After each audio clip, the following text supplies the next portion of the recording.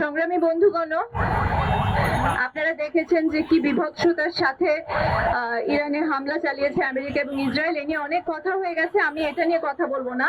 আমি একটুখানি শুধু যে প্রসঙ্গে কথা বলতে চাই সেটা হলো আমাদের দেশে যে মার্কিন বাণিজ্য চুক্তি হয়েছে এবং সেটাও নির্বাচনের মাত্র দুদিন আগে তড়িঘড়ি করে, নির্বাচন হওয়ার আগে ইন্টারিম গভর্নমেন্ট যেভাবে অত্যন্ত ডেসপারেট ভাবে আমেরিকার সাথে যে চুক্তি করেছে, সেই চুক্তিটি আরেকটি নিদর্শন যে কিভাবে আমেরিকা সারা পৃথিবী জুড়ে তার সাম্রাজ্যবাদ, তার কিভাবে সারা পৃথিবীর স্বাধীন দেশগুলোকে কিভাবে সে গোলামি করতে বাধ্য করে।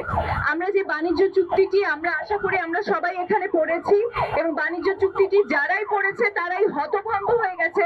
তারাই বলছে যে কি করে সম্ভব যে একটা স্বাধীন দেশকে আমেরিকার মতো একটা দেশ প্রভুর মতো নির্দেশ করতে পারে যে এই জিনিস তার কাছ থেকে কিনতে হবে, এই পণ্য কিনতে হবে, এই পণ্য শুল্ক মুক্ত ভাবে বাংলাদেশে ঢোকাতে হবে। এরকম অসংখ্য অগণিত অনুচ্ছেদ এই বাণিজ্য চুক্তির মধ্যে আছে, যে বাণিজ্য চুক্তিগুলো স্বভাবতই আমাদের দেশের জন্য সার্বভৌমত্ব হরণকারী এবং আমাদের দেশে যে সম্ভাবনাময় শিল্প খাতগুলো রয়েছে, কৃষি খাতগুলো রয়েছে, এই চুক্তি যদি আমরা বাস্তবায়ন করি তাহলে এই শিল্প খাত এবং কৃষি খাত অত্যন্ত ভয়ঙ্কর ঝুঁকির মুখে পড়বে।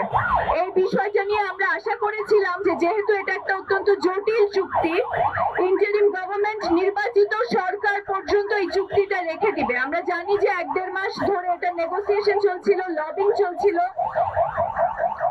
এবং আমরা জানি যে তারা বলছিলেন, ইন্টারিম গভর্নমেন্ট আমাদেরকে বলেছিলেন যে তারা শুধুমাত্র আমেরিকা যে শুল্ক আরোপ করেছে সেই শুল্ক কমানোর জন্য তারা নেগোসিয়েশন করছেন। কিন্তু যখন চুক্তিটা পাবলিশ হলো তখন আমরা দেখতে পেলাম যে এটা শুধুমাত্র শুল্ক রিলেটেড চুক্তি ছিল না।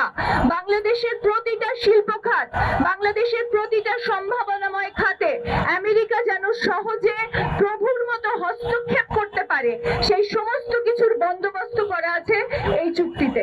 সো আমরা বলতে চাই যে কোনো দেশ যদি মাথা উঁচু করে দাঁড়াতে চায়, তার সার্বভৌমত্ব নিয়ে আধিপত্যবাদের বিরুদ্ধে যদি মাথা উঁচু করে দাঁড়াতে চায়, তাহলে এই ধরনের একটা চুক্তি দেশের জনগণ কোনোভাবেই মেনে নিতে পারে না এবং আমরা এটাকে মেনে নিতে দিব না।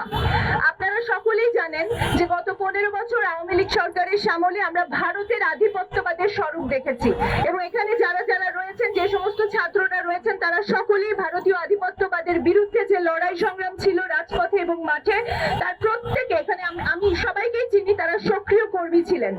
যখন রামপাল বিরোধী আন্দোলন হয়েছিল, রামপাল বিদ্যুৎ কেন্দ্রের বিরুদ্ধে, তখন এখানকার সকলেই মাঠের কর্মী ছিলেন, তারা সক্রিয় আন্দোলনে ছিলেন। যখন আদানির বিরুদ্ধে ভয়ঙ্কর চুক্তি হলো, বাংলাদেশের বিদ্যুৎ খাতকে ভয়ঙ্কর বিপদে ফেলে, তখনও এখানকার ছাত্ররা, বিশেষ করে গণতান্ত্রিক ছাত্র জোটের ছাত্ররা, তারা সার্বক্ষণিক এটার প্রতিবাদ জানিয়েছেন। যখন ট্রানজিট চুক্তি হলো তখনও আমরা রাজপথে ছিলাম, আমরা প্রতিবাদ করেছি। সো ভারতীয় আধিপত্যবাদের বিরুদ্ধে আমরা রাজপথের সক্রিয় সংগ্রামের সক্রিয় কর্মী ছিলাম। কিন্তু পরবর্তীতে আমরা দেখলাম গত 1.5 বছর ধরে ভারতীয় আধিপত্যবাদের বিরুদ্ধে আমরা অনেক কথা, অনেক লম্ফঝম্প শুনলাম, কিন্তু যখন মার্কিন সাম্রাজ্যবাদের এই আমেরিকার সাথে যখন বাণিজ্য চুক্তি হলো তখন দেখা গেল যে সেটা নিয়ে কোনো কথাবার্তা নাই।